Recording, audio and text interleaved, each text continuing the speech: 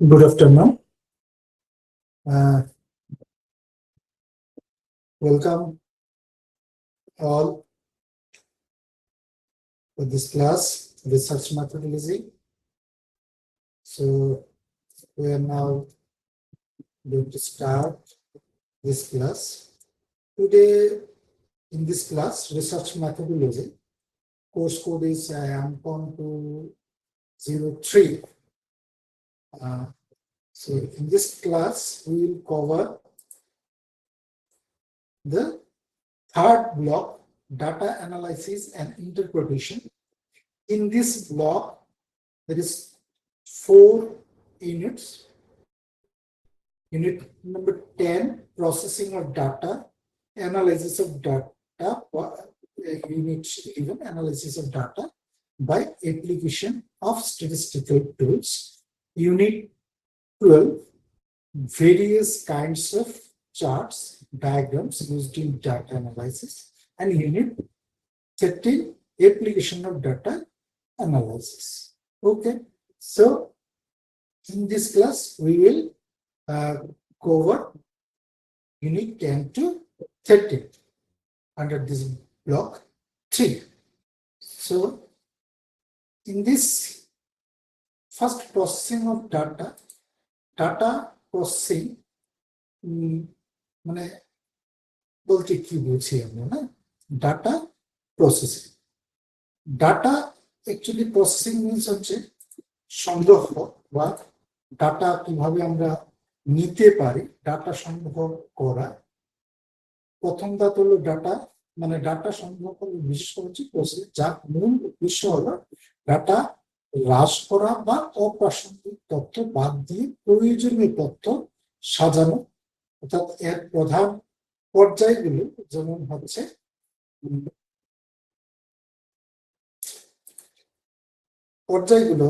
Editing, ঠিক আছে, coding, তারপরে ক্লাসিফাইং, টেবুলেশন, এগুলো হচ্ছে ডাটা প্রসেসিং।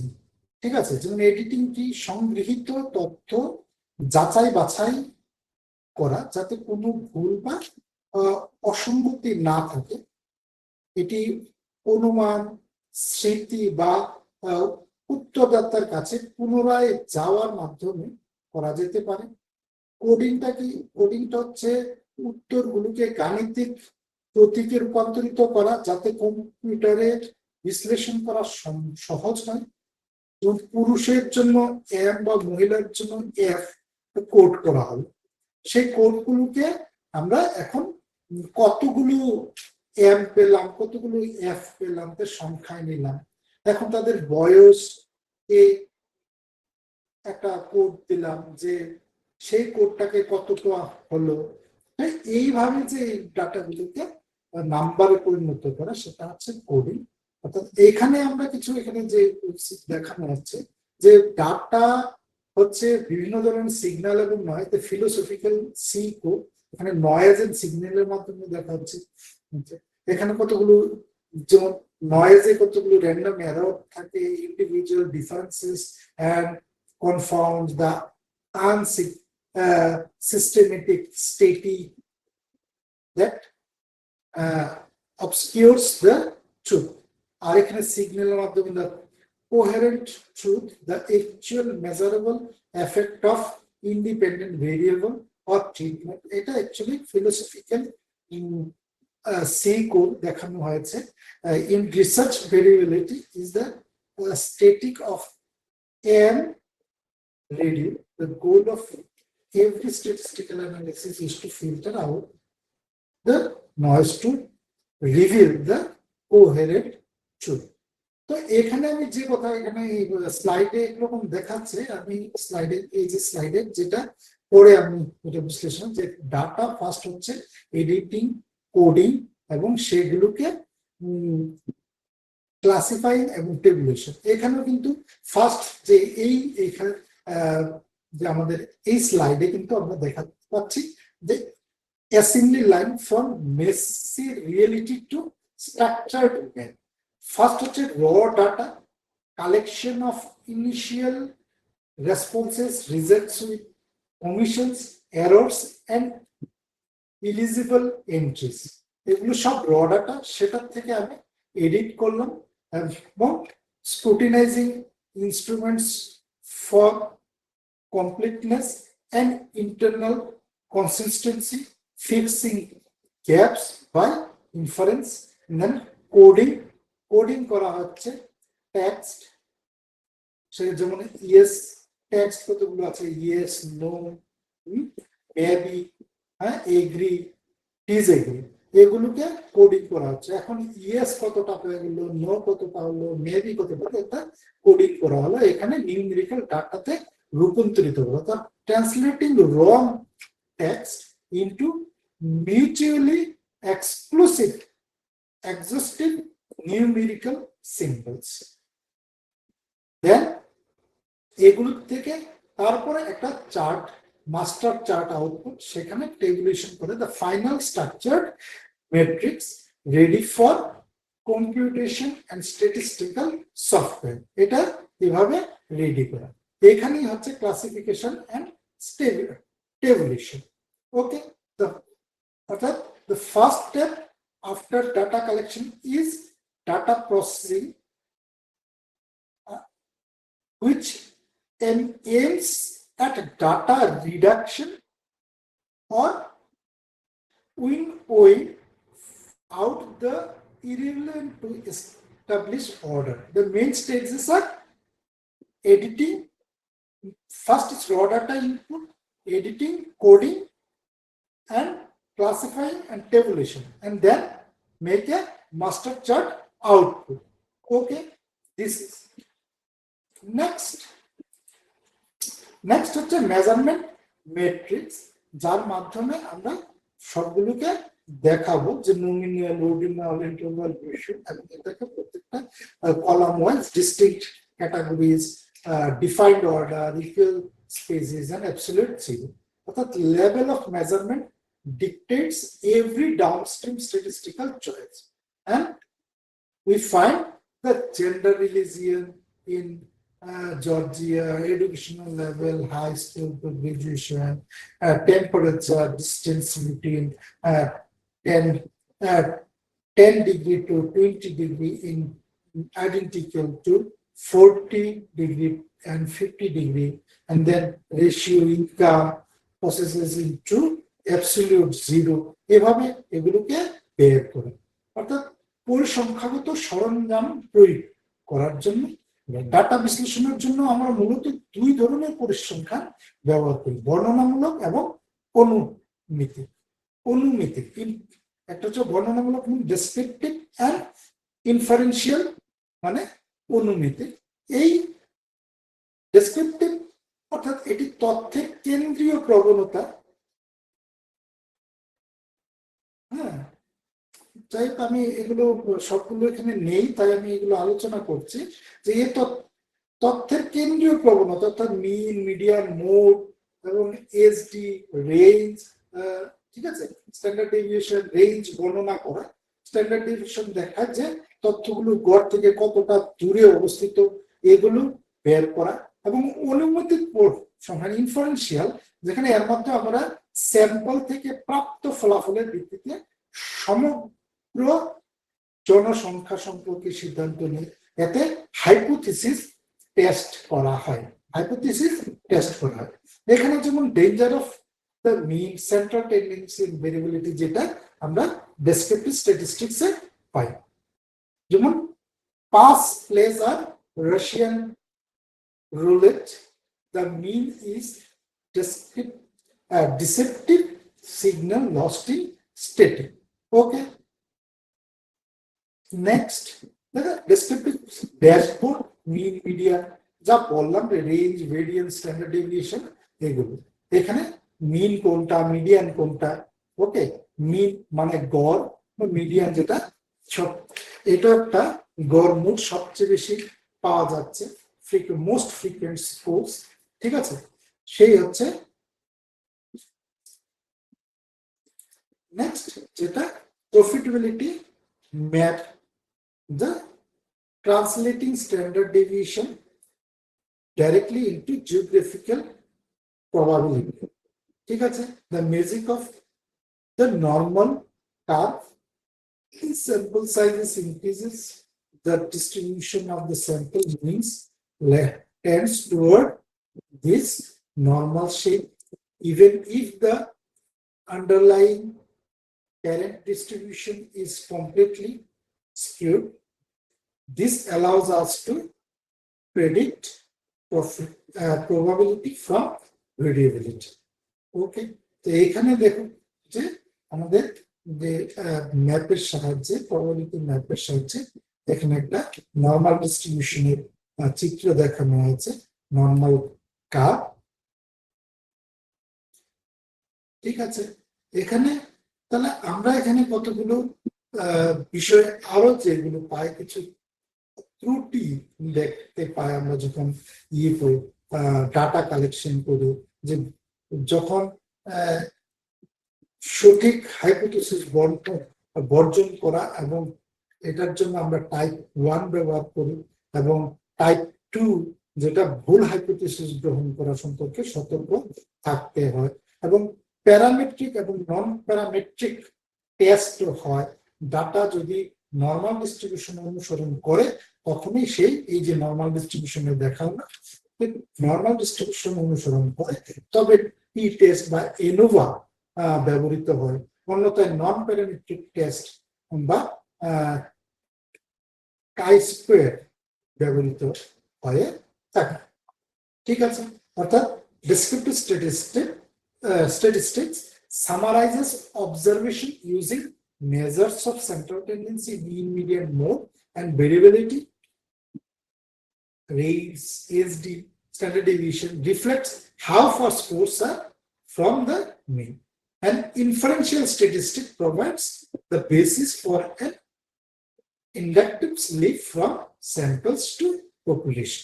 যেটা আগে বললাম, errors, researchers must to worry of type 1 error, rejecting the true hypothesis, and type 2 error, accepting a false hypothesis. This is, and the parametric and non-parametric test like t-test assumes normal distribution, otherwise non-parametric analysis.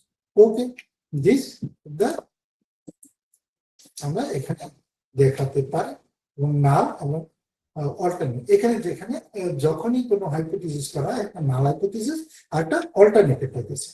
Normal hypothesis, যেটা নাল hypothesis, এটা হচ্ছে যে ধরা হয় যে এইটা সম্ভবত negative আসবে, যদি এটা নেগেটিভ না আসে তাহলে সেটা হচ্ছে অল্টারনেটিভ, সেটা ভুল। যখন নাল হাইপোথিসিস যখন ভুল প্রমাণিত হয় তখন সেটা alternative hypothesis. The assumption of node difference, we can never prove this to the universally true, we can only set a condition to reject it. অর্থাৎ যখন আমরা এটাকে রিজেক্ট করার জন্য যে হাইপোথিসিসটা সেট করি সেটা হচ্ছে নাল হাইপোথিসিস, আর যখন এটা ইনভেস্টিগেটরস এক্সপেকটেশন, যখন এক্সপেক্ট করে যে এটা আসতে পারে, this is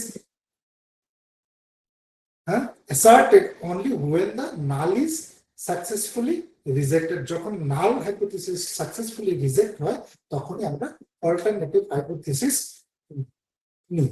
অর্থাৎ এটা হচ্ছে অ্যাকচুয়ালি মানে positive. Okay, threshold map alpha levels as three points, এখানে আলফা, এখানে দুটো দেখানো, 3 points alpha, the cutoff point of inferring non-Hance factors. If our test statistics lands in the region of rejection, the result of statistically significant, the signal has breached the noise threshold. Once a significance level is set, অর্থাৎ আমরা কখন একটাকে significance ধরবো, কখন significance ধরবো না, এটা এখানে দেখানো হয়েছে। ঠিক আছে, অর্থাৎ তথ্যকে ভিজুয়ালি উপস্থাপন, যে বার গ্রাফ, পাই চার্ট, এখানেও আছে, আচ্ছা এটা হচ্ছে নাল হাইপোথিসিস গেল, এবং এরর কোয়াড্রেন্ট কারেক্ট ডিসিশন, এবং টাইপ 1 টাইপ 2 এগুলো ডিসকাস করলাম। The power lens separating existence from size, increasing effect size, increasing sample size, meta analysis এখানে দেখানো হয়েছে। নেক্সট হচ্ছে pre-flight checklisted parametric versus non-parametric, এখানে parametric test, the practice engine test, ANOVA না t-state parametric যা আগেই আলোচনা হয়েছে। নন প্যারামেট্রিক টেস্ট যেগুলো সেটা হচ্ছে chi-square, mean, weight mean, ওকে। তো এখানে নর্মাল টেস্ট এটা দেখা যাচ্ছে। নেক্সট হচ্ছে রিসার্চার ডিসিশন ইঞ্জিন, কিভাবে রিসার্চার ডিসিশন নেবে। What is your level of measurement? Nominal data, variable, chi-square, internal or ratio data, goal find differences, indifference samples, or ANOVA এইখানে good find relationship, linear relationship, Pearson correlation, ওকে। এখন এই হচ্ছে বিশেষ করে, তারপরে আমি এগুলোকে আরেকবার এখানে কিছু দেওয়া হয়নি, যেমন চার্ট সম্পর্কে আমাদের আজকের ইয়েতে আছে যে বার গ্রাফ থাকে, পাই চার্ট থাকে, তাহলে এখানে তথ্যকে ভিজুয়াল উপস্থাপন করতে যে চার্ট ব্যবহার হয়, ঠিক আছে, চার্ট এবং ডায়াগ্রাম, ঠিক আছে। সেই এখানে bar chart and pie chart bar graph ক্যাটাগরির মধ্যে তুলনা করতে ব্যবহৃত, এবং পাই চার্ট কোন একটি বিষয়ের বিভিন্ন অংশের অনুপাত দেখায়। হিস্টোগ্রাম এবং ফ্রিকোয়েন্সি পলিগন, হিস্টোগ্রাম তথ্যের বিন্যাস দেখায়, এবং পলিগন দুটি ডিস্ট্রিবিউশনের মধ্যে তুলনার জন্য কার্যকর হয়, এবং কখনো কখনো প্লট, বক্স প্লট এই তথ্যের বিস্তার, মিডিয়া এবং আউটলায়ার বা অস্বাভাবিক তথ্য শনাক্ত করতে সাহায্য করে, এবং গ্যাস্টার প্রিন্সিপালস যেমন ডিজাইন করার সময় প্রক্সিমিটি, ঠিক আছে, অর্থাৎ সিমিলারিটি, এগুলো নীতি মেনে চললে রিপোর্ট সহজ পাঠ্য হয়, এগুলো দেখতে হবে, ওকে। এগুলো হচ্ছে মানে bar graphs and pie charts. Bar charts compare numerical differences between categories. Pie chart represents the proportion of parts to a whole. Histograms and frequency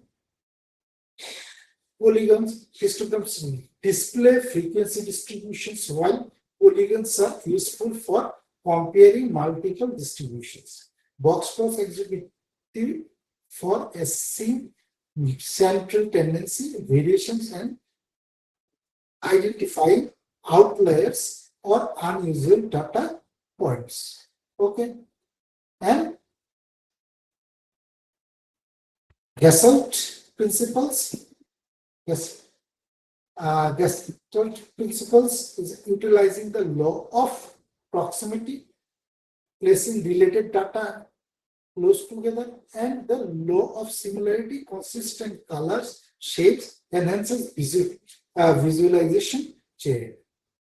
এখন আমরা যেটা আরেকটা জিনিস আলোচনা করবো, যেটা হচ্ছে ডাটা অ্যানালাইসিসের প্রয়োগ আমরা কিভাবে করি, ঠিক আছে, অ্যাপ্লিকেশন অফ ডাটা অ্যানালাইসিস। এটা একটা প্রয়োগ কিভাবে হয়, আমরা ইন্টারপ্রিটেশন করি, বিশ্লেষণ, ইন্টারপ্রিটেশন বা ব্যাখ্যা, ঠিক আছে। তো ইন্টারপ্রিটেশন এটি কেবল সংখ্যা বিশ্লেষণ নয়, বরং ফলাফলের একটি বৃহত্তর অর্থ খুঁজে বের করা হয়, এবং এখানে কম্পিউটারের ব্যবহার বিশেষ করে আসে। আধুনিক গবেষণা যেমন এক্সেল, এসপিএস, এসএএস অথবা পাইথন এর মতো কতগুলি সফটওয়্যার আমরা ব্যবহার করি। তার মধ্যে এগুলি আজকাল অপরিহার্য হয়ে উঠেছে, একটি দ্রুত এবং নির্ভুল হিসাব নিশ্চিত করে, এবং রিপোর্ট রাইটিং, তারপরে একটা রিপোর্ট রাইটিং হয়, যেটা আমরা সমস্ত ইন্টারপ্রেটেড সবগুলোকে নিয়ে গবেষণা শেষ দায়িত্ব হলো রিপোর্ট রাইটিং।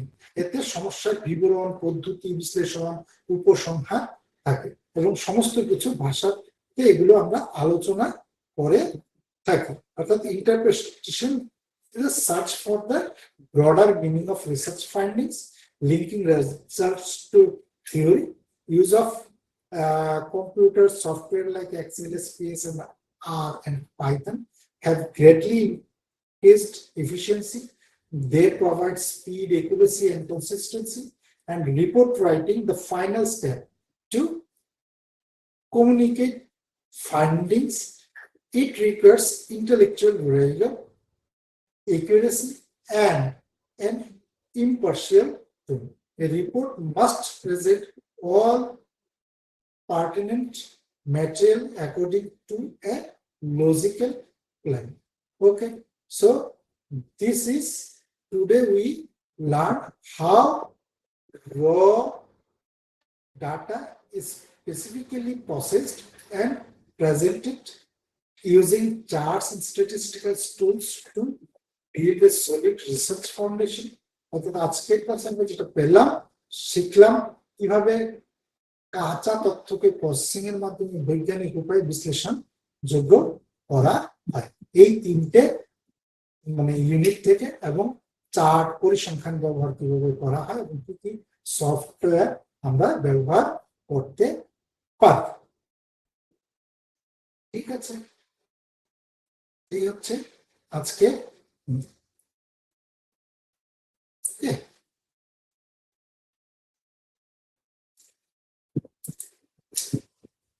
Thank you.